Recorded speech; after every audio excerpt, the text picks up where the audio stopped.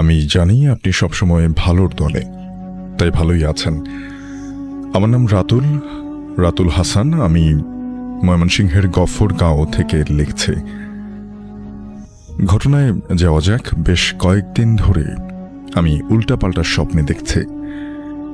কেউ যেন আমার কানের কাছে এসে বলছে, ফিস ফিস করে বলছে, মরবি, সব মরবি। আরো অনেক অদ্ভুত সব স্বপ্ন তো আছেই। তো একদিন রাত ৩টায় আমি হেডফোন লাগিয়ে জোরে জোরে গানের সাউন্ড এত বেশি ছিল, তারপরও আমি স্পষ্ট শুনতে পারছিলাম যে কেউ আমার কানের কাছে এসে ফিস ফিস করে বলছে, মরবি, সব মরবি। সেই রাতে আমি প্রচণ্ড ভয় পেয়ে যাই। পরদিন সকালে আমি আমার ফ্যামিলি মেম্বারকে এই ঘটনাটা খুলে বললে সবাই এটা নিয়ে হাসাহাসি করে, এবং সকালের নাস্তা খেয়ে যখন যে যার মতো কাজে বেরিয়ে যায়, কিন্তু আমার দাদি এই ঘটনায় খুব গুরুত্ব সহকারে নেয়।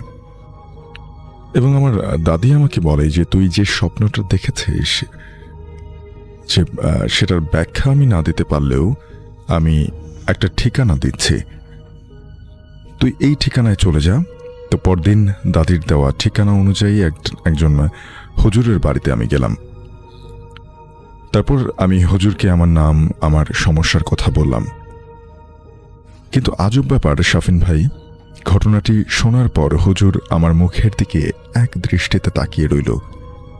আমি বেশ আনইজি ফিল করছিলাম এবং হুজুরকে বললাম যে হুজুর, কি হয়েছে? হুজুর আমার কথার উত্তর না দিয়ে বলল, কাল সন্ধ্যায় তার সাথে দেখা করতে। তবে বাসায় এসে যথারীতি ঘটনা কাউকে আমি বলিনি, অর্থাৎ হুজুরের সাথে যে আমি দেখা করেছি সেই ব্যাপারটা আমি কাউকে বলিনি।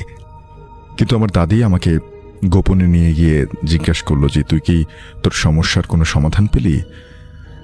আমি বললাম, হুজুর আমাকে কাল সন্ধ্যায় তার সাথে দেখা করতে বলেছে। দাদি বলল, যা, সমস্যার সমাধান করা দরকার, তুই যাস তাহলে। তো পরদিন সন্ধ্যায় আমি হুজুরের বাড়িতে গেলাম এবং দেখতে পেলাম যে অনেক লম্বা লাইন সেখানে। যেহেতু আমার আসতে একটু দেরি হয়ে গেছে, তাই আমার সিরিয়াল নাম্বারটা অনেক পেছনে। একে একে সবাই তাদের সমস্যার কথা বলে চলে যাচ্ছেন এবং সবশেষে আমার সময় হলো হুজুরের সাথে সাক্ষাৎ করার। এখানে বলে রাখা ভালো শাফিন ভাই, হুজুর সন্ধ্যা ৭টা থেকে রাত 10টা পর্যন্ত তার আসর বসায়। আমি হুজুরের সাথে 9টা 20-এ সাক্ষাৎ করার সুযোগ পাই, অর্থাৎ একেবারে শেষ মুহূর্তে। তো যথারীতি হুজুর আর কিছু না জিজ্ঞেস করে আমাকে বসতে বললেন মাটিতে এবং ঘরের লাইট অফ করে দিলেন এবং ঘরের 4 কোণায় 4টা মোমবাতি জ্বাললেন এবং আমি যেখানে বসেছি সেখানে একটা গোল বৃত্ত আঁকলেন তিনি। আমার মাথার উপরে হাত রেখে 5 মিনিট কি যেন পড়তে থাকলেন। আমি তখন বেশ ভয় পাচ্ছিলাম, কারণ এরকম পরিস্থিতির সম্মুখীন আমি আগে কখনো হইনি। কিন্তু তারপরেও নিজের মনকে শক্ত করে আমি চুপ করে বসে রইলাম, কারণ আমার সাথে ঘটে যাওয়া ঘটনাটা সত্যিই একটা সমাধান করা দরকার। হুজুরের মন্ত্র পড়া শেষ হলে হুজুর আমাকে যা বললেন সেটা শোনার জন্য আমি মোটেও প্রস্তুত ছিলাম না। বিশ্বাস করেন শাফিন ভাই, এটা শোনার পরে আমার মনে হচ্ছিল আমার পায়ের নিচ থেকে মাটি সরে গেছে।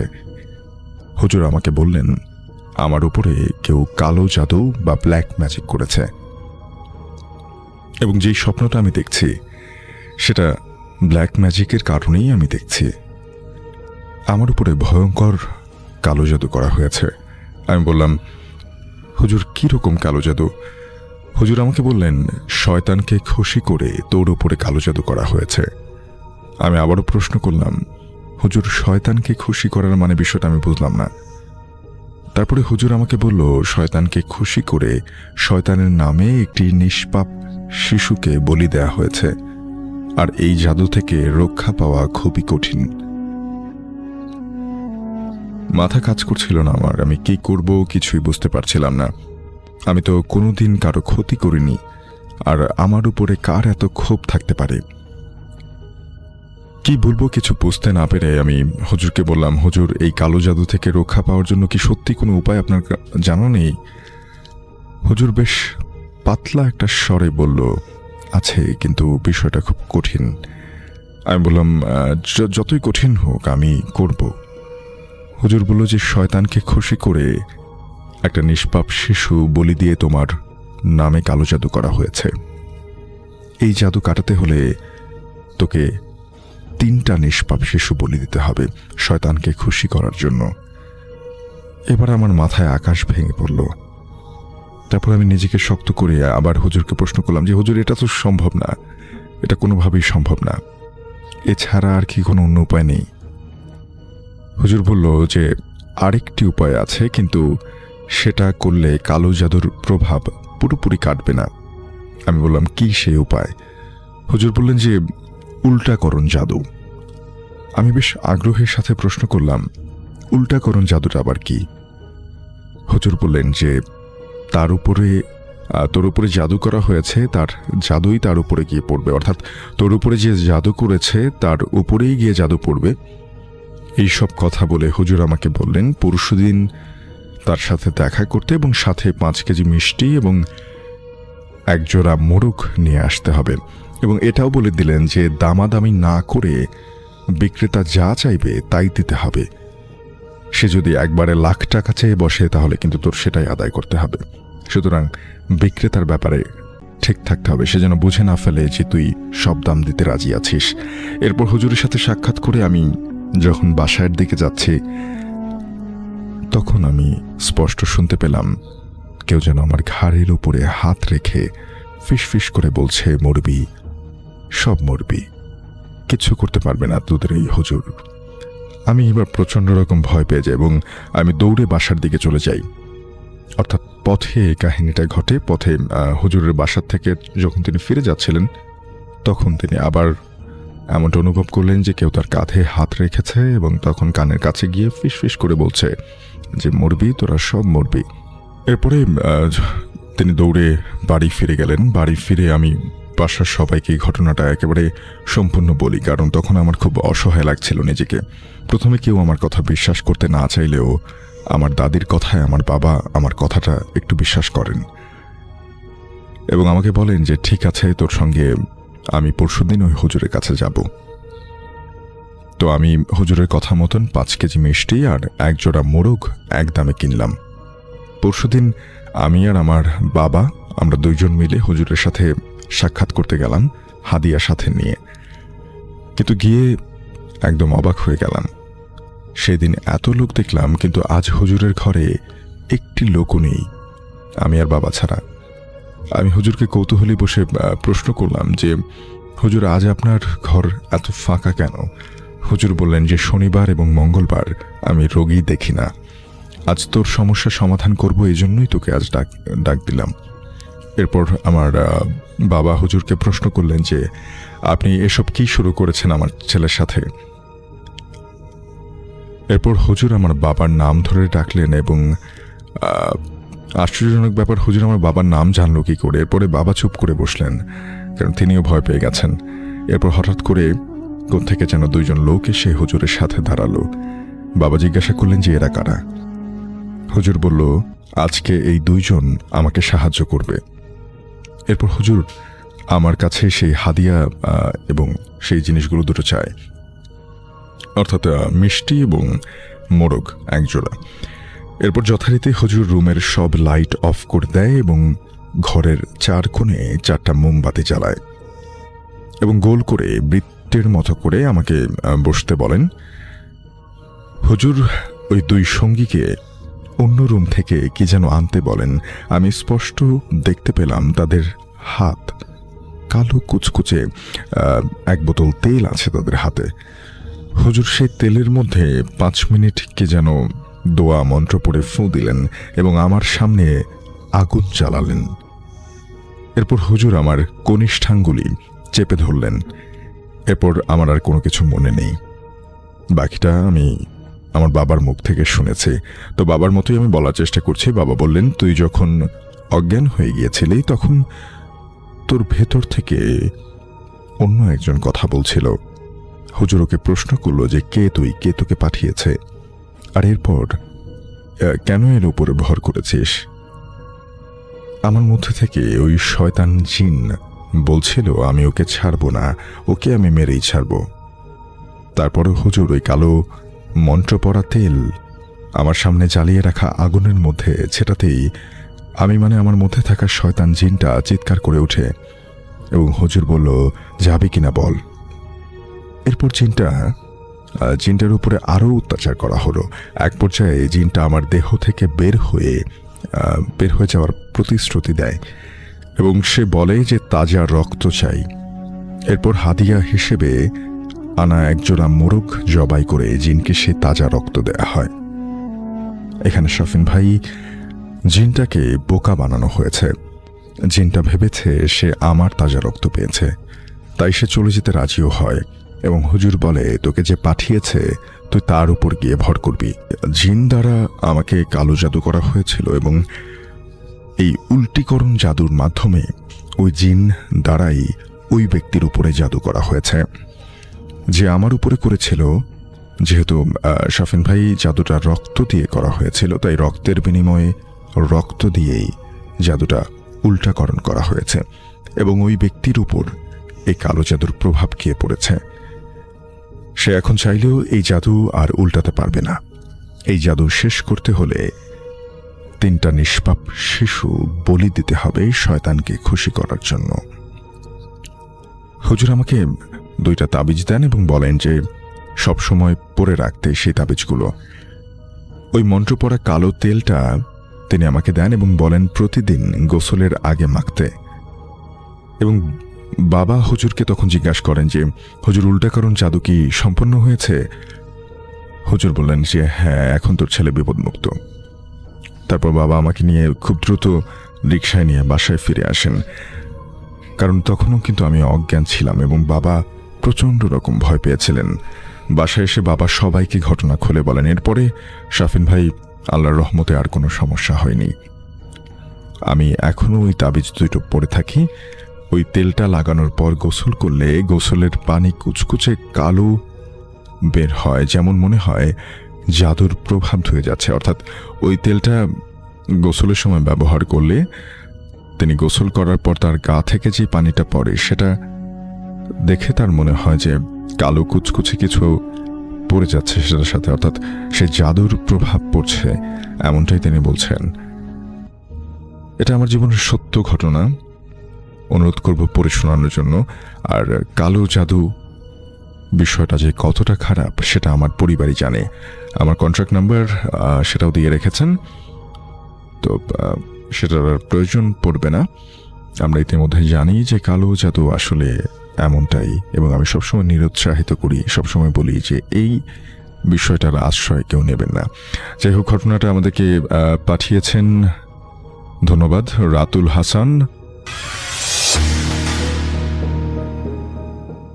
এটি মাছ ধরা কেন্দ্রিক একটি ঘটনা। আপনারা অনেকে মাছ ধরা কেন্দ্রিক ঘটনা শুনতেছেন, আশা করছি এই ঘটনাটি আপনাদের ভালো লাগবে। আর এই ঘটনাটি আমাদেরকে পাঠিয়েছেন আমাদের একজন রেমিটেন্স যোদ্ধা ভাই সৌদি আরব থেকে, যার নাম মোহাম্মদ মনোয়ার হোসেন।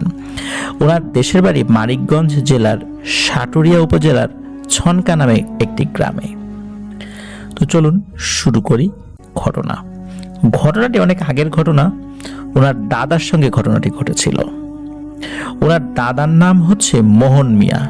তিনি খুবই সাহসী একজন মানুষ এবং খুব ভালো একজন মানুষ হিসাবে গ্রামে পরিচিত ছিলেন। তিনি অন্যান্য কাজ করতেন, কিন্তু তার একটি ভয়ানক নেশা ছিল মাছ ধরার, বিশেষ করে রাতের বেলা মাছ ধরার।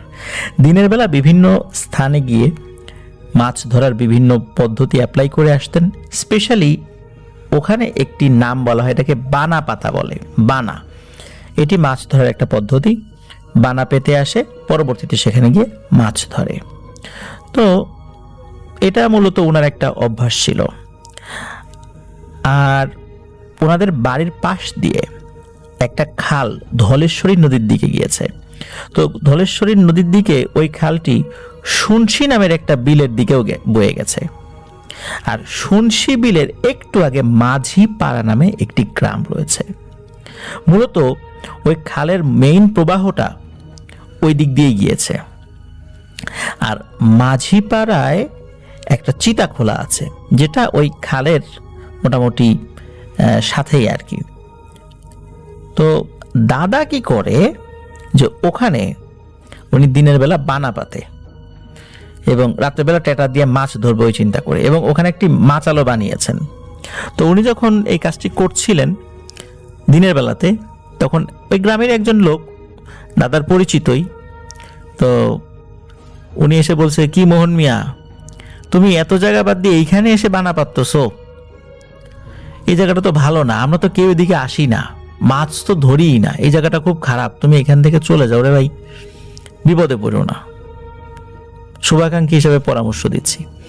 তো এই মনোয়ার ভাইয়ের দাদা উনি চিন্তা করেন যে কি বলে না বলে, এইখানে মাছ ধরতে নিষেধ করে, নিশ্চয়ই তারা এখানে মাছ ধরবে এই জন্য বলতেছে। আর আরো একটা ব্যাপার হলো, যেহেতু দাদা খুব সাহসী মানুষ ছিলেন, তিনি সাফ সাফ উত্তর দিয়ে দেন যে আমি এগুলা ভাই বিশ্বাস করি না, এগুলো আমার কিছু হবে না। তো যাই হোক, ওই লোকের দায়িত্ব ছিল যে তাকে বলা, উনি ওনার দায়িত্ব পালন করেছেন। এখন দাদা কি করেন, উনি সব কাজ শেষ করে বাড়িতে ফেরত যান। ফেরত গিয়ে সন্ধ্যা তো না, মোটামুটি এশার নামাজের পরে উনি আসেন আর কি। এশার নামাজের পরে এসে মাছ ধরতে বসেন। তো অনেকক্ষণ বসে আছেন ওই মাচালের উপরে।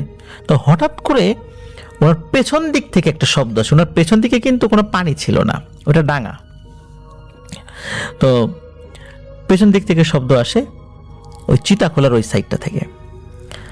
তখন শব্দটা এমনভাবে উনি পেয়েছিলেন, শব্দটা হচ্ছে যে বড় কোনো মাছ পানির মধ্যে যদি শব্দ করে ঠিক তেমন, কিন্তু পেছন দিকে কিন্তু পানি নেই, কিন্তু শব্দটা পেছন দিক থেকে এসেছিল। তো উনি অবাক হন যে পেছনে এরকম শব্দ কেন হয়। উনি ঘুরে তাকান, ঘুরে তাকিয়ে একটা ভয়ানক জিনিস উনি দেখেন। উনি দেখেন বিশাল আকৃতির একটা দানবের মতো কিছু একটা দাঁড়িয়ে আছে, যেটার মাথা নাই সেটা স্পষ্ট বোঝা যাচ্ছে, বুকের উপর চোখ এবং পেটের কাছে বড় বড় দাঁত। সেটি খুব কর্কশ কণ্ঠে বলে ওঠে, কিরে মোহন মিয়া, তোর কি জানের মায়া নাই? তুই এখানে কেন আসছিস? তুই কি জানিস না যে এখানে কেউ আসে না? এখানে আমরা থাকি, এখানকার মাছগুলো আমরা ধরে খাই। কই, তুই তো আরো অন্য জায়গায় গিয়েও মাছ ধরিস, কখনো কি আমি বিরক্ত করতে গেছি? না আমার লোকজন বিরক্ত করতে গেছে? তুই এখানে কেন আসলি? তোকে তো দিনের বেলা একজন মানুষ বলেছিল, আমরা তো সেটা শুনলাম, কিন্তু তুই উত্তর দিলি কি তুই ভয় পাস না? তুই তো কাজটা ভালো করলি না রে এখানে এসে। এদিকে দাদা তো খুব সাহসী মানুষ, ওনার হাতে ছিল ট্যাটা। উনি চিন্তা করছে যে এই পিশাচগুলোর শায়েস্তা করতে হবে। উনি একটা ট্যাটা ছুঁড়ে মারেন ওই পিশাচটির দিকে। তো ট্যাটাটি আসলে তার গায়ে লেগেছিল কি লাগেনি এ বিষয়টি দাদা বুঝতে পারেননি। ট্যাটাটি ছুঁড়ে মারার সাথে সাথে পিশাচটি অদৃশ্য হয়ে যায়। উনি আবার ট্যাটাটি এগিয়ে গিয়ে ট্যাটাটি হাতে নিয়ে নেন, নিয়ে আবার উনি মাচালের উপর বসে পড়েন। তখন পেছন থেকে ভয়ানক আর একটা আওয়াজ আসে যে, মোহন মিয়া, কাজটা তুই ভালো করলি না, তোদের ওখানে তো বিরক্ত করতে যাই নাই, তুই আমাদের এখানে এসে বিরক্তলি, আবার আমার গায়ে টাটা মারলি, তোর কিন্তু ভালো হবে না। তো এরপরে ওই শব্দটা হঠাৎ করে ম্লান হয়ে যায় বা বন্ধ হয়ে যায়। তখন দাদা বুঝতে পারেন যে আসলে উনি কাজটি ভালো করেননি। উনি আর মাছ ধরার সাহস পাননি। উনি তখন ওইখান থেকে দ্রুত মাছ ধরার সকল উপকরণ নিয়ে বাড়িতে চলে আসেন। বাড়িতে চলে আসার পর উনি এই ঘটনার কাউকে বলেন নাই, আসলে বললে বাড়ির লোকজন ভয় টয় পাবে। তো এর বেশ কয়েকদিন পরে উনি অন্য আর একটা জায়গায় গিয়ে বানা পাতেন। ওই চিতাখানে আর উনি ওই যে মাঝিপাড়া যে চিতাখোলা আছে ওইখানে আর উনি বানা পাতেননি, ওইখান থেকে সরিয়ে নিয়ে আসেন। উনি অন্য একটা জায়গায় গিয়ে বানা পাতেন।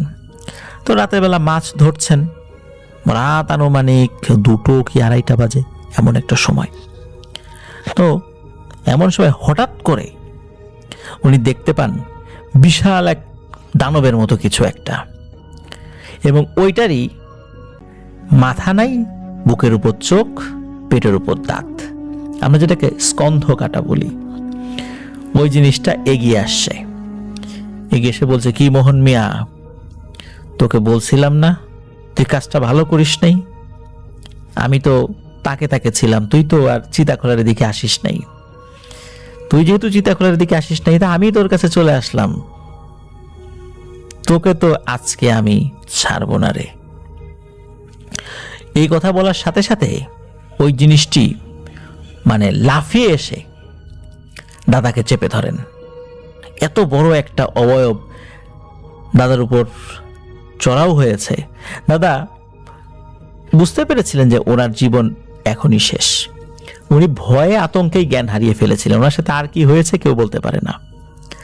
সকালবেলা ওই গ্রামের কিছু লোকজন ওদিক দিয়ে যখন যাচ্ছিলেন তখন দাদাকে কাদার ভিতরে মাখামাখি অবস্থায় পান। তখন তাকে উদ্ধার করে বাড়িতে নিয়ে আসেন, কারণ দাদাকে চিনত, গ্রামের লোকজন সবাই তাকে চিনতেন আর কি। বাড়িতে নিয়ে আসার পর উনি তখনও সেন্সলেস ছিলেন। ওনাকে পরিষ্কার পরিচ্ছন্ন করানো হয়, যেহেতু সারা শরীরে কাদা লেগেছিল। একদিন পরে ওনার জ্ঞান ফেরে। একদিন পরে জ্ঞান ফেরার পর তখন দাদা সকলকে এই বিষয়টা খুলে বলেন, বাড়ির সকলকেও খুলে বলেন।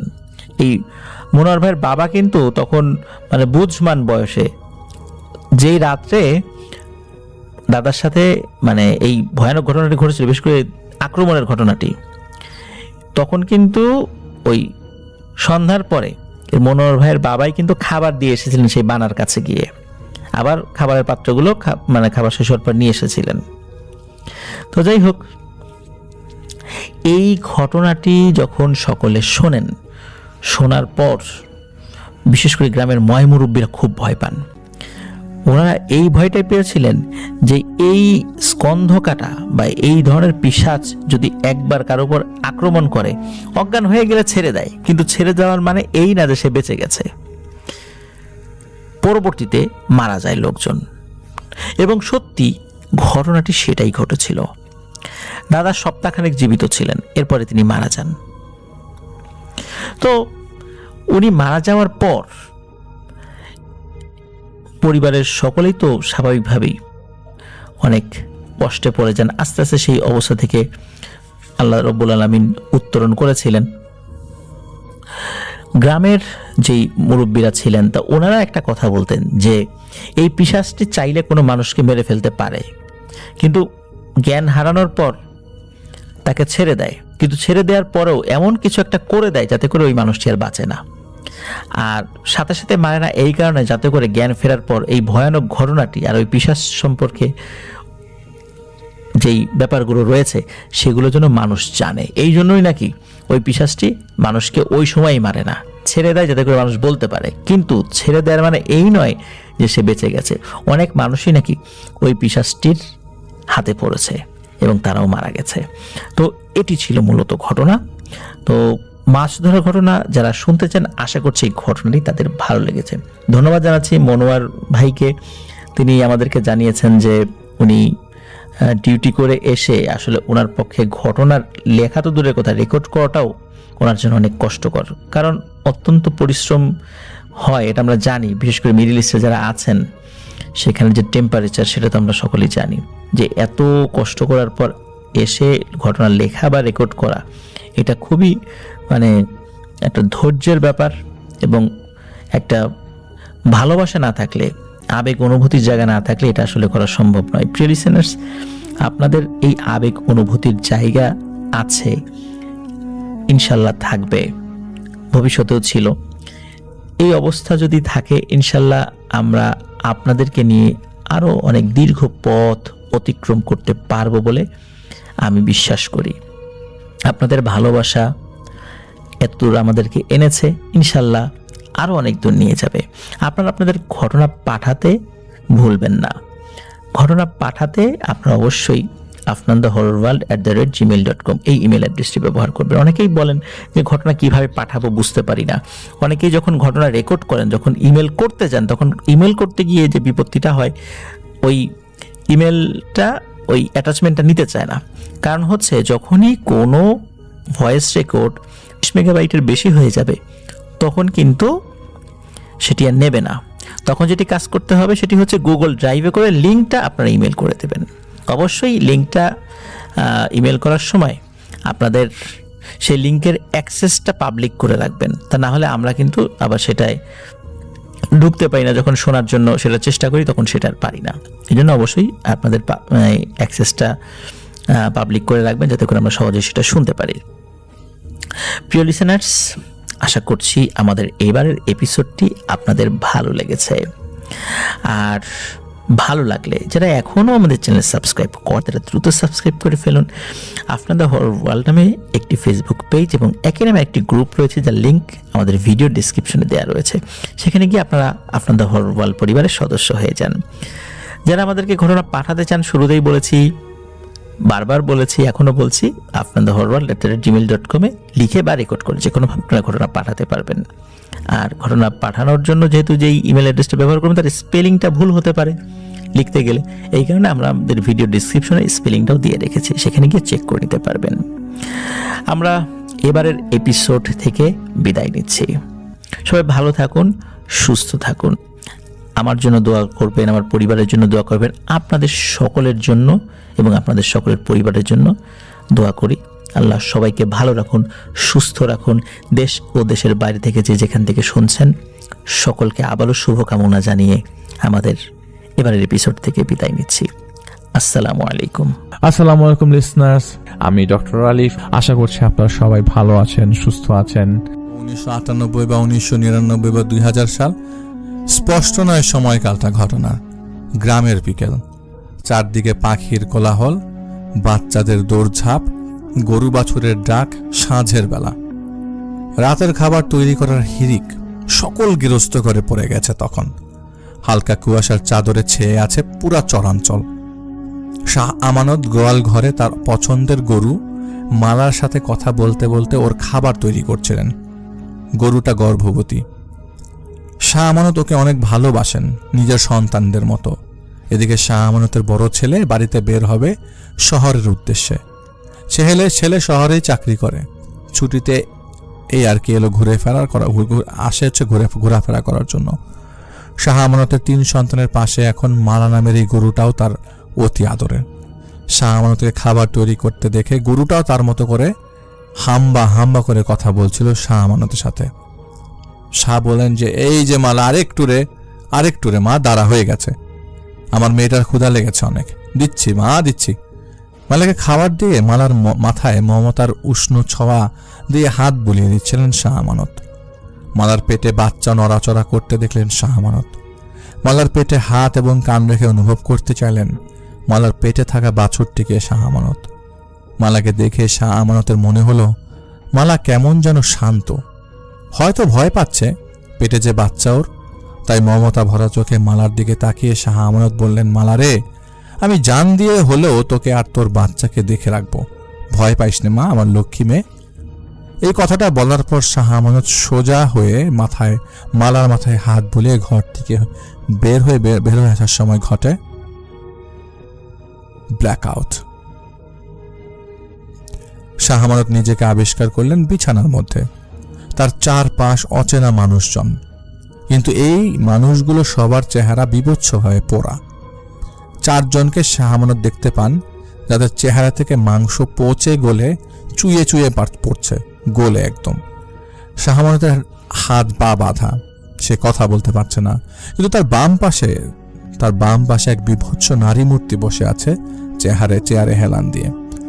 সারি আগুনের তাপে পুড়ে যে পোড়া চামড়ার সাথে লেপ্টে আছে, ঠিক যেন পোড়া দগদগে চামড়ার উপর জল ছাপের মতো লেপ্টে আছে পুরো যাও শরীরটা। দগদগে হাত থেকে তখনও গলে পড়ছে রক্ত। সেই হাত দিয়ে শাহ আমানতের কপাল স্পর্শ করে কি যেন বলল সেই নারী। বাকি অবয়বগুলো তাকিয়ে আছে, ওদের গালে মাংস নেই, কপাল থেকে চামড়া গলে পড়ছে, কারোর নাক নেই, গলার চামড়া গলে যে কণ্ঠনালী দেখা যাচ্ছে। শ্বাস নিচ্ছে, সেই শ্বাসনালী নড়ছে, দাগ দাগ দাগ দাগ দাগ দাগ। অদ্ভুতভাবে বিভৎস নারী মূর্তি তা শব্দ করছে, অদ্ভুতভাবে গোঙাচ্ছে সে।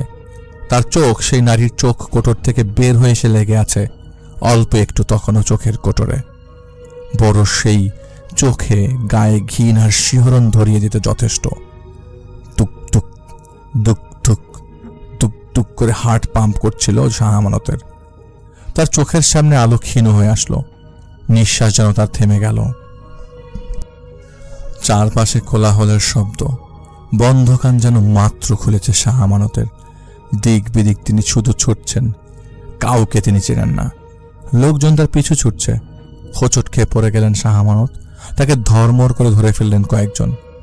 কাউকে শাহ আমানত চিনেন না, কিন্তু তার নাম ধরে ডাকছে, যেন তারা সবাই তাকে চিনে। বহুদিন ধরেই যেন তাকে চেনে। শাহ আমানত তার ঘাড়ে অনুভূতি পান কামড়ের। এরা সবাই শাহ আমানতকে ধরে নিয়ে যাচ্ছে একটা বাড়ির দিকে। আর শাহ আমানত তাদেরকে চিৎকার করে বলছিলেন, তোমরা মায়ার ফাঁদে পড়ে গেছো। তোমাদের সর্দারের উপর প্রেত ভর করেছে। তোমাদের যেই সাথীরা গায়েব হয়েছে, ওদেরকে তোমাদের সর্দারের উপর ভর করে প্রেত নিজেই বলে দিয়েছে। ওই যে মোটা গোফলা কালু, ওকে তোমাদের সর্দার মেরেছে। এই কথাগুলো বলার সময় শাহ আমানতের মনে পড়ে কানা শয়তান তার ঘাড়ে কামড় দিয়েছিল সেই রাতে। সেই কানা শয়তান, সেই প্রেত। এদিকে শাহ আমানতকে লোকজন ধরে নিয়ে যায় বসত ভিটায়। শাহ আমানত তার স্ত্রী সন্তান কাউকেই চিনছিলেন না। তিনি অস্বীকার করছিলেন যে তাদেরকে তিনি চেনেন না, জানেন না।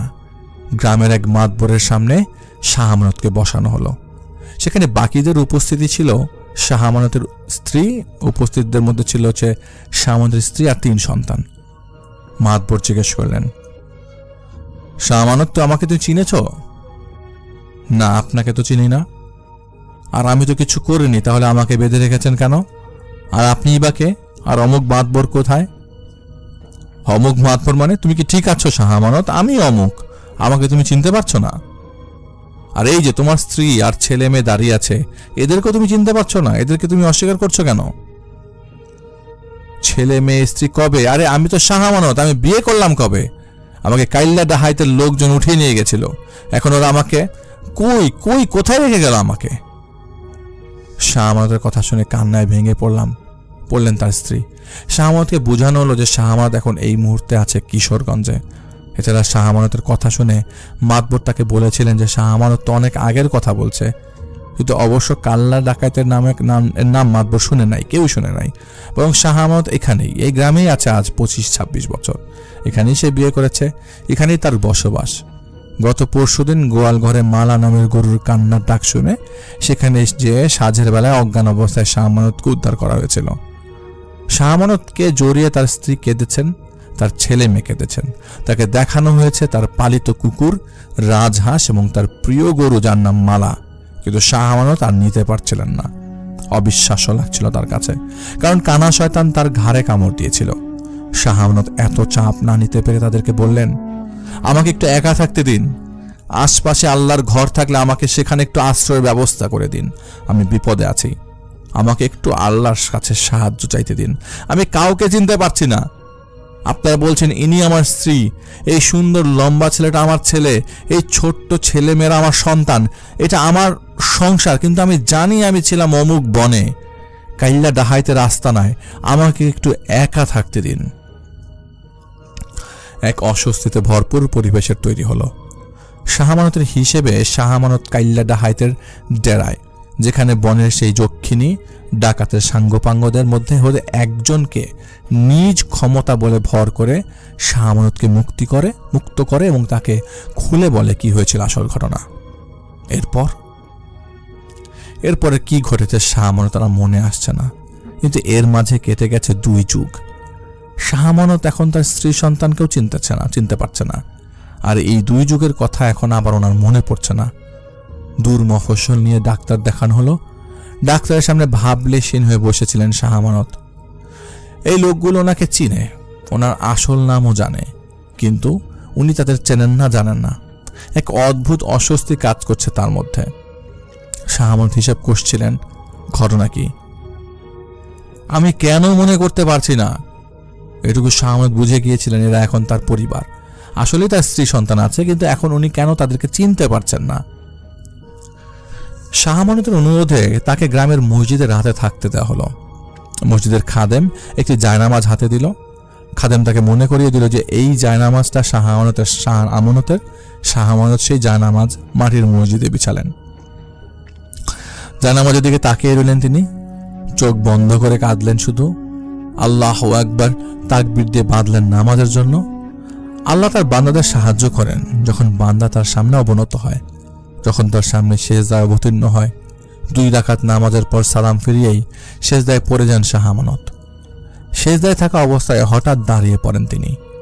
অতীতের সেই রাতের সেই মুহূর্তে ফিরে যান শাহ আমানত। 2 হাতে সেই গাছের ডাল যা ওনার কাছে এসে পড়েছিল, যা তুলে ধরেছিলেন তিনি এবং আঘাত করে মাথা আলাদা করেছিলেন তিনি কাইল্লা ডাহাইতের।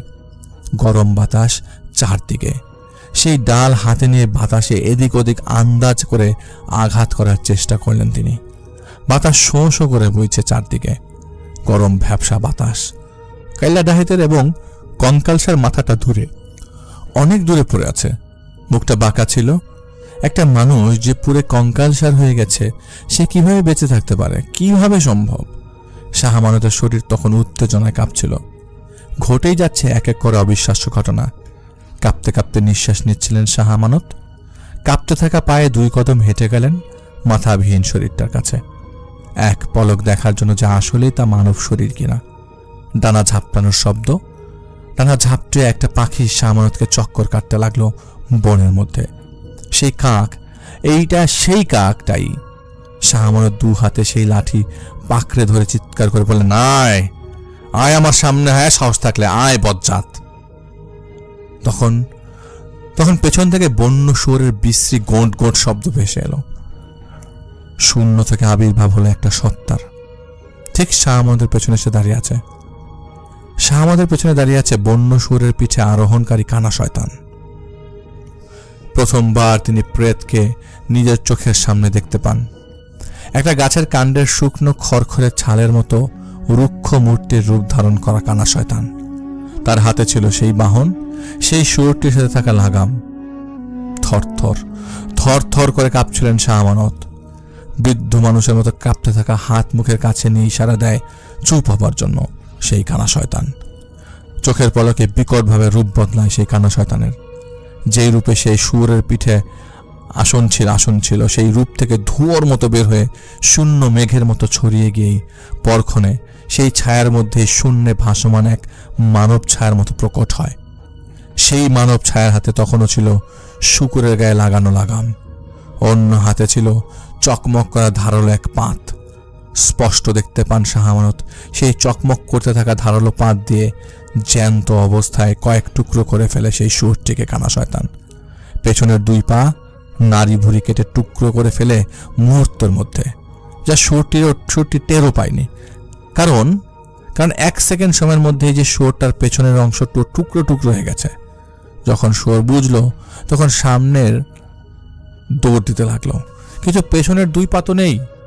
মুখ থুবড়ে পড়ে যায় শাহ আমানতের ঠিক সামনে, কয়েক হাত সামনে। সেই ছায়া থেকে একটা কালো দড়ি ছুটে আসে, জড়িয়ে ধরে টেনে নিয়ে যায় সেই শুয়োরটিকে। যেভাবে ঘুরতে থাকা লাটিমকে দড়ি দিয়ে টান দেয়, ঠিক সেভাবেই টান দিয়ে নিয়ে যায়। সেই কালো ধোঁয়ার মাঝে শুয়ে ভাসমান সেই মানব ছায়ার 2 হাত উঁচু করে সেই শুয়োরটিকে তুলে ধরেছে শূন্যে। থকথকে রক্ত হয়তো গড়িয়ে পড়লে মনে হলো শাহ আমানতের গায়ে। হাত পা নাড়ানো বন্ধ করে দিল সেই শুয়োরটা। মৃত অর্ধেক সেই শুয়োরটাকে ছুঁড়ে ফেলে দিল সোজা শাহ আমানতের দিকে। সেই কালো ছায়াটা ধীরে ধীরে ঘূর্ণি বাতাসের মতো করে কালো ছায়া ঘুরতে ঘুরতে হঠাৎ মিলিয়ে গেল। কালো ছায়া মিলিয়ে যাবার সময় প্রকট করে যায় কানা শয়তানকে। মানুষের রূপ নিয়ে কানা শয়তান একটা গাছে গোড়ার বসেছিল, একদম শান্ত, যেন কিছু ঘটেনি।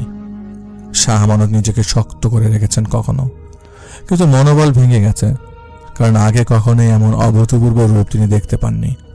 তার সামনে বসা সেই প্রেত উঠে দাঁড়ালো এমনভাবে যেন সে বৃদ্ধ। বাতাস বইছে, কিন্তু গম গম গম গম একটা শব্দ চারদিকে। কাইল্লা ডাকাতের পরে পড়ে থাকা মাথাটা তুলে নিল সেই প্রেত। অস্পষ্টভাবে কিছু শব্দ আসছে, যেন কিছু বলছে, মন্ত্র পড়ছে কানা শয়তান। 2 হাতে কাইল্লা ডাহাইতের কঙ্কালসার মাথাটা এমনভাবে হাত বুলাচ্ছে, দেখে মনে হবে একজন চরিত্রহীন ব্যক্তি নিজেকে যৌন তৃপ্তি দিচ্ছে কেবল মাথাটা দেখি। এটা লাল জিভ বেরোলো কানা শয়তানের মুখ থেকে। সাপের মতো কাঁটা জিহ্বা দিয়ে সেই কাইল্লা ডাহাইতের 4-5টা চাটলো। ঝলসে যাওয়া চুল, ঝলসে যাওয়া চামড়া চলে আসবে সুস্থ লোকের। মাথাটা ফেলে দিয়ে হাতে ভর দিয়ে মাথাহীন দেহটার কাছে এসে বসে কানা শয়তান। কানা শয়তানের রূপ ছিল বেটো খাটো পাগল লোকের এক মতো। কানা শয়তানের হাত দিয়ে ঝোলসে কয়লার মতো হয়ে যাওয়া বুকের ছাতি থেকে টান দিয়ে কয়েকটা হাড় ছিঁড়ে নিয়ে নিজের মুখে তুলে নিল। বিভৎস এই দৃশ্য মানবের জন্য এটা বিভীষিকাময়। কিন্তু শাহ আমানত বুঝতে পারলেন এই প্রেত নিজের রূপে এখন খুবই দুর্বল।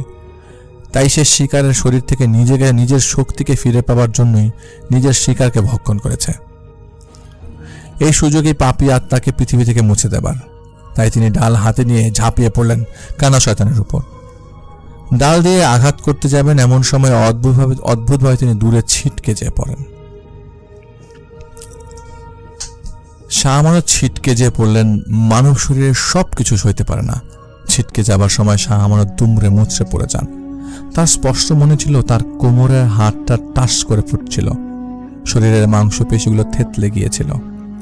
অসাড় হয়ে পড়েছিলেন শাহ আমানত। কেবল অনুভব করছিলেন তার শরীর গলার নিচ থেকে পা পর্যন্ত ঠান্ডা স্রোতের মতো কিছু বেয়ে পড়ছে। পচা কাদা মাটির মধ্যে তিনি গোল হয়ে থাকা বিশাল মোটা মোটা শিকড়ের মধ্যে পড়েছিলেন। চোখের ভেতর পচা পানি ঢুকে চোখ জলজল করছিল। গলায় কাদা ঢুকে যাওয়ায় গলা দিয়ে শব্দ করতে পারছিলেন না তিনি।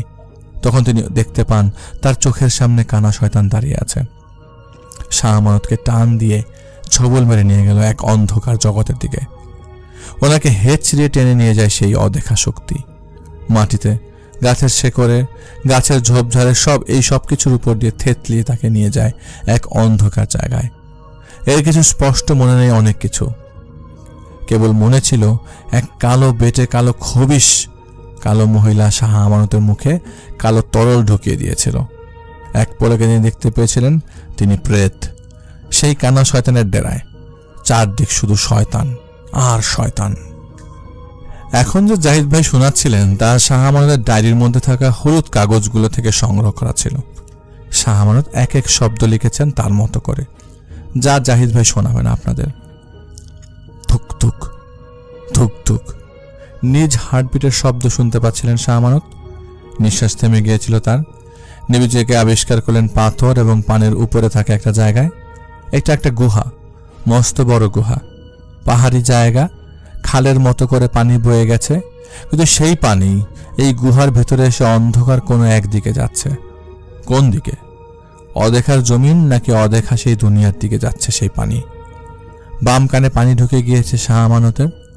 পানির নিচে থাকার শব্দ তেমন শব্দ তিনি শুনছিলেন বাম কানে, কিন্তু অসাড় অবস্থা তিনি পড়ে আছেন। ধূপ করে একটা শব্দ হলো, লাল আগুন জ্বলে উঠল। এক লোক, জটাধারী এক লোক, লাল রং দিয়ে তার শরীর মাখানো, এক চোখ তার বের হয়ে আছে, অপর চোখের কোটরে কোটরে কয়েকটা চোখ। ছোট সাপের একজোড়া চোখের মতো কয়েকটা চোখ সেই কোটরের মধ্যে। তার দাড়ি ছিল সাপের,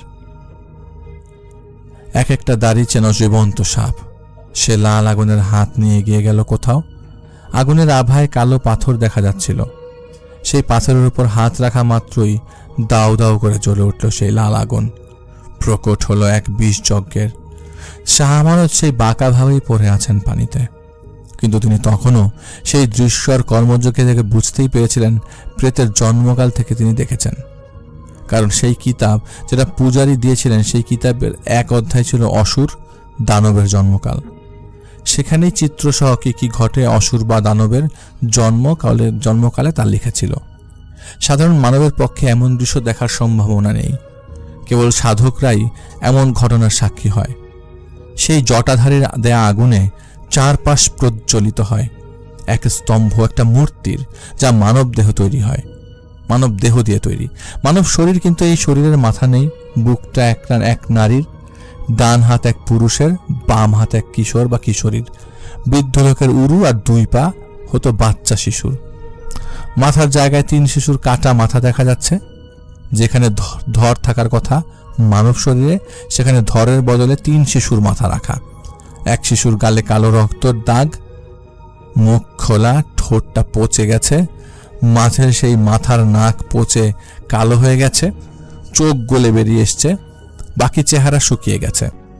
পরের শিশুর মাথাটার খুলি ফাটা, এমনভাবে ফাটা তা খুলির মাছ থেকে কপাল হয়ে নাকের জোড়া পর্যন্ত ফাঁক হয়ে জায়গাটা দিয়ে মগজ যে গলে গলে বের হচ্ছে তা স্পষ্ট বোঝা যাচ্ছে।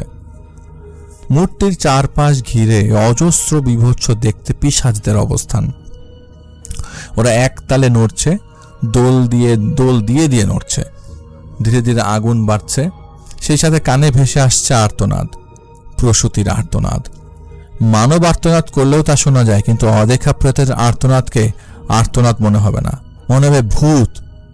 ভূত দূর থেকে ধীরে ধীরে চারপাশ থেকে আপনাকে গ্রাস করছে। আর্তনাদের শব্দ, এদিকে সেই জটায়ু ঘর বাঁকা করে কোনো একদিকে দেখালো। সে বাম হাত দিয়ে সেই খণ্ডিত লাশের মূর্তির দিকে ইশারা দিয়ে বলল, এখনই নয়, এখনই নয়, বলয় গ্রাস শুরু হবে, বলয় গ্রাস শুরু হবে আর কিছুক্ষণ পর, এখনই নয়। কিন্তু চিৎকার ভেসে আসলো, যেন সে প্রেত আর সইতে পারছে না। তখন জটায়ু নেমে আসে সেখান থেকে। জটায়ু একটা বড় ধারালো পাথর তুলে নিল, যা সেই গুহার মধ্যে জ্বলতে থাকা সেই আগুনে চিকচিক করছিল। একটা লাশ সেখানে রাখা, চামড়া কেমন যেন কালো ছিটে হয়ে গেছে, বিষ খেয়ে মরে পড়ে থাকা লাশ। সেই ধারালো পাথর দিয়ে জটায়ু কেটে টুকরো করতে লাগলো সেই লাশকে। এক ফোঁটা রক্ত বের হয়নি, কারণ লাশের রক্ত জমে যায়। কিন্তু সেই জটায়ু হঠাৎ মাঝখান থেকে কেটে ফেললো সেই লাশটাকে। কি যেন বের করে আনলো সে লাশের পেট থেকে। জটায়ু বিভৎসভাবে নেচে উঠল, সেই সাথে পিশাচগুলোও হু হু করতে লাগলো। শাহ আমানত দেখতে পান সেই জটায়ুর হাতে ছিল মাংসপেশির মতো কিছু। স্পষ্ট দেখতে না পেলেও শাহ আমানত বুঝতে পেরেছিলেন জটায়ুর হাতে কি। জটায়ুর হাতে রয়েছে আত্মহত্যা করা এক প্রয়াতী মেয়ের লাশ, যার পেটে ছিল মানব সন্তান। সেই জটায়ু উল্লাস করে নরপিশাচের মতো নাচলো, রেখে দিল সেই খণ্ডিত লাশের মূর্তির পায়ের কাছে। এরপর জটায়ু সেই মূর্তিকে চক্কর দিতে লাগলো। এদিকে সেই আর্তনাদ ধীরে ধীরে বাড়ছে। সবাই যেন অপেক্ষা করছে কোনো কিছু ঘটবে। ধীরে ধীরে এক ছায়ার আবির্ভাব ঘটতে লাগলো সেই আগুনের পেছনের দেয়ালে। ধীরে ধীরে সেই ছায়া রূপ নিতে থাকলো মানুষের। আগুন সামনে রেখে যদি আমরা আগুনের পেছনে দাঁড়াই আর আমাদের পেছনে যদি দেয়াল থাকে, তাহলে আমাদের ছায়া সেই দেয়ালে যে পড়বে। ঠিক তেমন এক অদৃশ্যমান কেউ ধীরে ধীরে প্রকট হচ্ছে, যারা ছায়া পেছনের দেয়ালে একটু একটু করে দেখা যাচ্ছে। জটায়ু এসে সেই মূর্তির সামনে দাঁড়ালো। তার চেহারায় রাক্ষসে খুশি। কাত হয়ে সেই দেয়াল তখনও দেখছে শাহ আমানত। আগুনের আলো ধীরে ধীরে বড় হচ্ছে। দেয়ালের সেই ছায়া আরো স্পষ্ট হলো। শূন্যে ভাসমান এক নারীর ছায়া, যার চারপাশে অজস্র ছায়া। দুই হাত প্রসারিত করে জটায়ু আহ্বান জানাচ্ছিল কাউকে। পুরো গুহা জুড়ে গম গম মন্ত্র পড়ার শব্দ। জটায়ু জিজ্ঞেস করে বলল, বলয় গ্রাসের কাল শুরু হয়েছে, বলয় গ্রাসের কাল শুরু হয়েছে, আগমন করো, হে আগমন করো। বাতাস অপেক্ষা করছে, তোরা আগমন কর। বাতাস মিশে ঊর্ধ্বে ওঠ, আগমন হোক, আগমন হোক। নারী কণ্ঠের তীব্র আর্তনাদ প্রকট হতে লাগলো, যেন প্রসবের সময় কাল ঘনিয়ে এসছে। তীব্র চিৎকারের সাথে শিশু কণ্ঠের হাসি। দেয়ালে সে নারী ছায়ার মধ্যে থেকে একটা ছায়া বেরিয়ে এলো। লাল আগুন ধপ করে জ্বলে উঠল, আরো বিকট হয়ে উঠল। শিশু কণ্ঠের হাসি, সাথে সাথে উল্লাসে নরপিশাচরা করল এক ভয়াবহ নৃত্য। একটা শিশু বাচ্চা, কালো পশমে ঢাকা শরীর, সেই আগুন থেকে উঠে সেই খণ্ডিত লাশের মূর্তি বেয়ে উপর উঠতে লাগলো। এই বাচ্চাটা উপর ওঠার সময় মানব শরীরের অংশ দিয়ে তৈরি করা মূর্তির অংশগুলো ধীরে ধীরে খসে পড়তে লাগলো।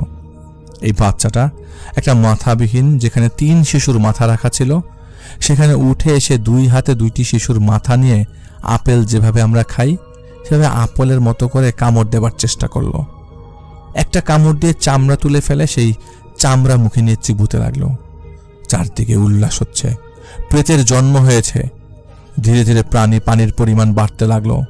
আগুনের আলোয় শাহ আমানত দেখতে পেলেন পানি আসতে শুরু করেছে, তাও দ্রুত যোগে। মনে হচ্ছিল তিনি স্বপ্ন দেখছেন, কিন্তু পরক্ষণেই বুঝতে পারছিলেন যে তিনি স্বপ্ন দেখছেন না। ধীরে ধীরে পানি বাড়তে লাগলো। তার ঠোঁট থেকে পানির নাক বরাবর এলো। তার চেহারা ডুবে গেল। পানিতে ডুবার শব্দ, কিন্তু তিনি শুনতে পেলেন কথাবার্তা। কাদের কথা তিনি শুনেছেন? কিশোর কণ্ঠ এবং পুরুষ কণ্ঠ। পানিতে ডুবে গেলেও শাহ আমানত জীবিত ছিলেন। তলিয়ে গিয়েছিলেন তিনি পানির অতলে। শুনতে পাচ্ছিলেন কিছু কথা। তুই আসন পেতে বস। উত্তর আসে, আমি বসে কি করব বলো? এই কথার উত্তরে প্রতি উত্তর আসলো, তুই বসে থাক বানের ঘেরার মধ্যে। নিজেকে এবার আবিষ্কার করলো শাহ আমানত এক জঙ্গলে। ওনার সামনে মাটি খোঁড়া ছিল। মাটি খোঁড়ার ধরন দেখে আধ বসা অবস্থায় মাটি চাপা দেয় একটা লাশের কবর যে এটা তা বুঝতে বাকি রইল না শাহ আমানতের।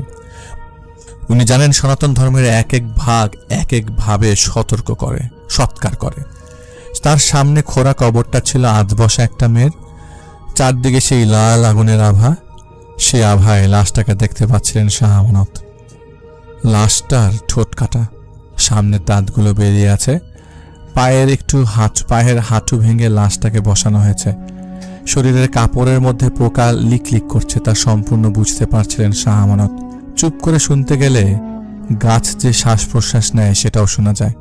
তেমনি কিলবিল করতে থাকা পোকাগুলো ভন ভন শব্দে কানে আসছিল শাহ আমানতের।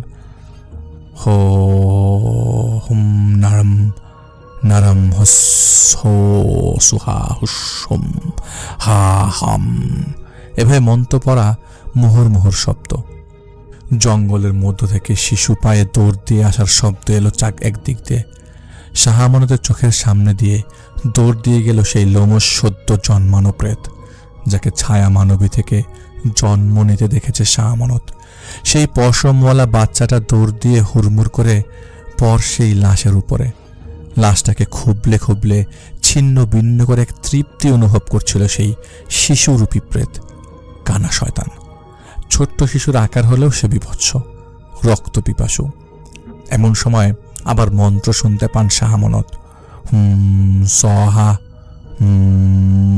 হা হাম, এই মন্ত্র ওনার পরিচিত। বামে শুধু মাথা চুকু কাত করেছিলেন তিনি। তার নজর যেয়ে পড়ল বাম দিকে ঝোপ জঙ্গলের বাইরের দিকে। শাহ আমানত দেখতে পাচ্ছেন নিজেকেই সেই মুহূর্তে, এই মুহূর্ত একই মুহূর্ত। এটা যেন সেই মুহূর্ত, ডেভিলস টাইম ট্রাভেল। আর এটা সেই মুহূর্ত বিয়ে বাড়ি থেকে আসার পথে কিশোর অর্জুন, যিনি আজ শাহ আমানত, তিনি এইখানেই দেখতে পেয়েছিলেন মরা পোড়াচ্ছে, আর তার পাশে এক বালক দাঁড়িয়ে আছে কিতাব হাতে নিয়ে। পূজারী সেই কথা শুনে বুঝতে পারেন অর্জুন মানে শাহ আমানত অতীতকে দেখতে পাচ্ছে। সাধনায় ফল লাভের আশায় পর রাতেই জমিনে অর্জুন মানে শাহ আমানতে এবং পূজারী এসেছিলেন। সেই হারিকেন শাহ আমানত দেখতে পাচ্ছেন। তিনি দেখতে পাচ্ছেন নিজেকে বসে আছে সেই আসন পেতে। গাছের উপর দিয়ে একটা বানর রূপে পিশাচ মন্ত্রের টানা ছুটে চলতে লাগলো। তখন শাহ আমানত দেখতে পান সম্মোহিত হতে তাকিয়ে আছে সেই সদ্য জন্ম নেওয়া প্রেত। লাশের গর্ত থেকে গলা অবধি মাথা তুলে সে সম্মোহিত হয়ে তাকিয়ে আছে সেদিকে, যেখানে বসে সাধনায় রত ছিলেন অর্জুন এবং পূজারী। সেই প্রেত ছুটে গেল সেই দিকে। শাহ আমানত এক এক করে দেখলেন শিয়াল, সাপ, হামাগুড়ি দেয়া শিশু আর একটা সাদা কাপড় তাদের চারপাশ বিরাজ করছে। এদিকে একটা বাড়ি যার মধ্য ছিল প্রাসাদ, তা ধরে টানতে এটা প্রসাদের বাটি ছিল, তা ধরে টানতে শুরু করলো সেই সদ্য জন্ম নেওয়া প্রেত। মন্ত্র পড়ে ফু দেয়া মাত্র সেই ফু ঝড়ের বাতাসের রূপ নিয়ে ছড়িয়ে গেল চারপাশ। সেই বাতাসের ধাক্কায় দিগবাজি খেয়ে সেই প্রেত ছুটে এসে পড়ল শাহ আমানতের সামনে। গগন বিদারী চিৎকার দিয়ে ছটফট করছে সেই প্রেতটা। এদিকে জঙ্গলের আরেক দিক দিয়ে ছুটে এলো জটায়ুধারী সেই ব্যক্তি। চারদিকের বাতাসে পৈশাচিক শব্দ। ধীরে ধীরে শাহ আমানতের চোখ অন্ধকার হয়ে এল। শাহ আমানতের সামনে কেউ দাঁড়িয়ে আছে। শাহ আমানতের চোখ সে বন্ধ করে দিল দুই হাত দিয়ে।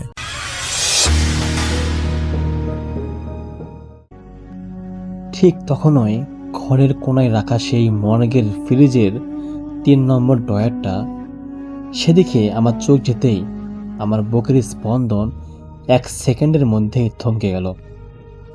ওই স্টিলের ড্রয়ারের ভেতরের ডিজিটাল টেম্পারেচার ডিসপ্লেতে রিডিং দেখাচ্ছিল -5 ডিগ্রি, অথচ সেটার লক করা হ্যান্ডেলটার ভেতর থেকে কেউ একজন অনবরত ঝকাচ্ছিল খটখট করে। আর তখনই মর্গের রুমের একমাত্র টিউব লাইটটা দপদপ করে নিভে গিয়ে পুরো ঘর ঘুটঘুটে অন্ধকারে ডুবে গেল। আমার দুই কাঁধের উপর এসে পড়ল দুটো হাড় কাঁপানো বরফ শীতল হাত। সেই হাতের চামড়া শক্ত, ফ্যাকাশে এবং ফরমালিনের গন্ধে ভরা, আর নখগুলো ছিল তীরের মতো লম্বা, যা আমার গলার মাংসে গেঁথে যাচ্ছিল। একটা তীব্র পচা কেমিক্যালের গন্ধ আমার ফুসফুস প্রায়ই অবশ করে দিচ্ছিল।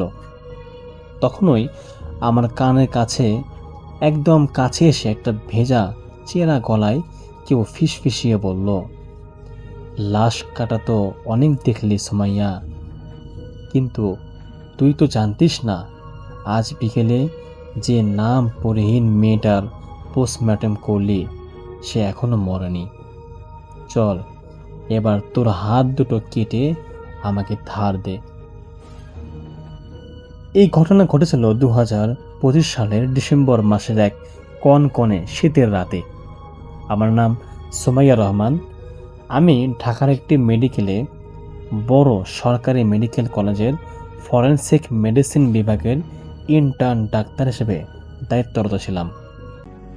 সেই সুবাদে আমি মাঝে মাঝে মর্গে ডেড বডি রিসিভ করা এবং জরুরি কেসের জন্য নাইট ডিউটি করতে হতো আমাকে।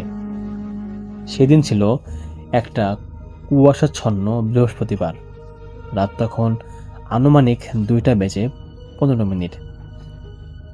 পুরো হাসপাতাল চত্বর তখন একদম নিঝুম, আর মর্গ বিল্ডিংটা মেন ক্যাম্পাস থেকে একটু দূরে হওয়ায় সেখানে রাতে কোনো মানুষজন থাকতো না। বাইরে ঘন কুয়াশার মাঝে দূর থেকে একটা কুকুরের একটা কান্নার আওয়াজ আসছিল। আমি তখন মর্গ রুমের পাশের ছোট অফিস রুমে বসে বিকেলের একটা হাই প্রোফাইল মার্ডারের কেসের প্ল্যাটফর্মে রিপোর্ট তৈরি করছিলাম। হুট করেই মর্গের ভেতরের তাপমাত্রা যেন এক পলকে মাইনাসে নেমে গেল। শীতের রাত হলেও ভেতরের এই ঠান্ডা ছিল একদম অন্যরকম, ঠিক যেন হাড় কাঁপিয়ে দেওয়া কোনো বরফ শীতল হাওয়া। একই সাথে কই থেকে যেন একটা তীব্র ফরমালিন স্পিরিট আর পুরনো পচা রক্তের গন্ধ ছড়তে শুরু করলো। আমি একটু বিরক্ত হয়ে কলমটা টেবিলে রাখলাম। ভাবলাম মর্গ ফ্রিজের এসি বা কুলিং সিস্টেমে কোনো সমস্যা হয়েছে। আমি মোবাইল ফোনের ফ্ল্যাশ লাইটটা জ্বেলে ভেতরের বড় মর্গ রুমটায় ঢুকলাম, যেখানে স্টিলের টেবিলের ওপর লাশ রেখে কাটা হয়। রুমে ঢোকার সঙ্গে সঙ্গেই আমার কেমন যেন একটা অস্বস্তি হতে লাগলো। মনে হলো ঠিক আমার পিছনে কেউ একজন দাঁড়িয়ে খুব ভারী আর ভেজা ফুসফুসে শাঁসালো নিঃশ্বাস ফেলছে। আমি ঝট করে ফোনের আলোটা পিছনে ঘোরালাম, কিন্তু ঘরের ভারী লোহার দরজাটা ভেতর থেকে লক করা। সেখানে আমি ছাড়া আর কেউ নেই। নিজেকে সান্ত্বনা দিলাম যে হয়তো একটানা কাজ করার ফলে আমার হ্যালোসিনেশন হচ্ছে। আমি আবার মর্গ ফ্রিজের ডয়ারগুলোর দিকে তাকালাম, আর ঠিক তখনই আমার চোখের সামনে ভেসে উঠল সেই হাড়হিম করা দৃশ্য, যা আমি একদম গল্পের শুরুতেই বলেছিলাম। 3 নম্বর লক করা ড্রয়ারটা ভেতর থেকে লাথি মারা মতো কাঁপছিল, আর সাথে সাথেই মর্গ রুমের লাইট নিভে গিয়ে পুরো ঘর অন্ধকার হয়ে গেল। আমার কাঁধের উপর চেপে বসলো সেই ফরমালিনের গন্ধে ভরা বরফ শীতল দুটো হাত। অন্ধকারের মধ্যে আমার কানের কাছে সেই চেরা গলাটা আবারও ফিসফিসিয়ে উঠল, আজ বিকেলে যে নাম পরিহীন মেয়েটার পোস্টমর্টেম করলি সে এখনো মরেনি। চল এবার তোর হাত দুটো কেটে আমাকে ধার দে। এই কথা শোনার পরে ভয় আমার মুখ দিয়ে কোনো চিৎকার বের হচ্ছিল না। আমার মনে হচ্ছিল অদৃশ্য কোনো এক শক্তি আমার বুকটা চেপে ধরেছে। আমার দম আটকে আসছিল। ওনার লম্বা শক্ত নখগুলো আমার গলার চামড়া ভেদ করে ভেতরে ঢুকে যাচ্ছিল। আমি বুঝতে পারছিলাম আর কয়েক সেকেন্ড এভাবে থাকলে আমার দম ফুরিয়ে যাবে এবং আমি এই মর্গে লাশ হয়ে পড়ে থাকব। মৃত্যুর ঠিক আগ মুহূর্তে আমি আমার সমস্ত মানসিক শক্তি এক করে চোখ বন্ধ করে মনে মনে জোরে জোরে বলতে লাগলাম আল্লাহু আকবার, এবং আল্লাহর নামটা মনে মনে শেষ করার সঙ্গে সঙ্গেই পিছনের সেই বরফ শীতল হাতের খামছাড়া বাঁধনটা এক ঝটকায় আলগা হয়ে গেল। একটা তীক্ষ্ণ অমানসিক কান ফাটানো চিৎকারে পুরো মর্গের স্টিলের টেবিলগুলো যেন কেঁপে উঠল, আর এক সেকেন্ডের মধ্যে ঘরের লাইট আবারও স্বাভাবিকভাবে জ্বলে উঠল। আমি ছিটকে মেঝেতে পড়ে গেলাম। তাকিয়ে দেখলাম যে 3 নম্বর ডয়ারটা পুরো হা হয়ে খোলা, আর সেটার ভেতর থেকে একটা কুচকুচে কালো রঙের কিছু একটা তরল চুয়ে চুয়ে মেঝেতে পড়ছে। অথচ বিকেলের এই লাশের শরীরে এক ফোঁটাও রক্ত ছিল না। আমি আর এক মুহূর্ত দেরি না করে সেখান থেকে, অর্থাৎ মর্গটা ওখানে খোলা রেখেই দৌড়ে বাইরে সিকিউরিটি গার্ডের রুমের দিকে ছুটে আসি এবং সকাল হওয়া অবধি ওখানেই বসে বসে ভয়ে ভয়ে কাঁপছিলাম। পরদিন সকালে যখন সিনিয়র ডাক্তার এসে সিসিটিভি ফুটেজ চেক করেন, তার চেহারা ফ্যাকাশে হয়ে যান।